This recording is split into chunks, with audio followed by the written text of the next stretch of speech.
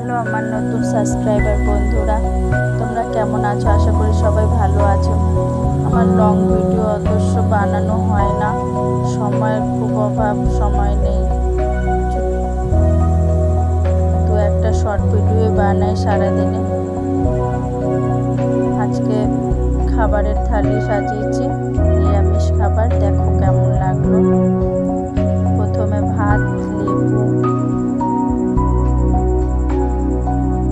বক ফুলের বড়া, তারপর পাঁপড়, পুঁই শাকের ঘ্যাট এবং ডাল।